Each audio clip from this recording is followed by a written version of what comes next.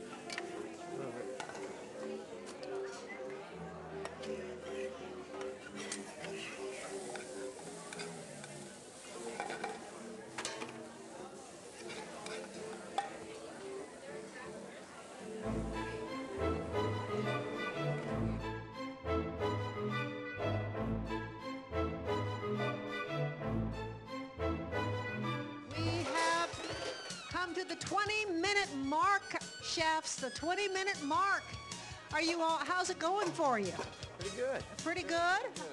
Well, Chef Woods, tell us what you are doing to make the fish patty dish healthier than perhaps Well, I got this, we're used to. I'm making like an avocado. My version, I have an avocado crab cake with a roasted red pepper marinara. The avocado is actually good fat for you. Helps you burn real good calories and whatnot. What you're really looking for.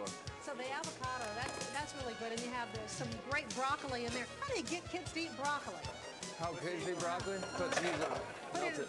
Put it in a good dish? Put cheese on it. Put cheese on it. That's a good one. And Chef Brown, what are you doing to make the chicken dish healthy?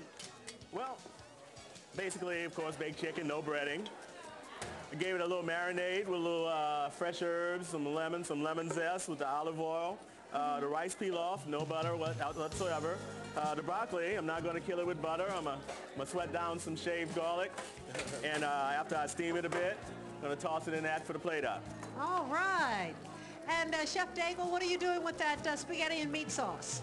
I'm actually, I decided to go a total different route, and I went Asian on it. So it would be a nice kind of noodle brothy soup.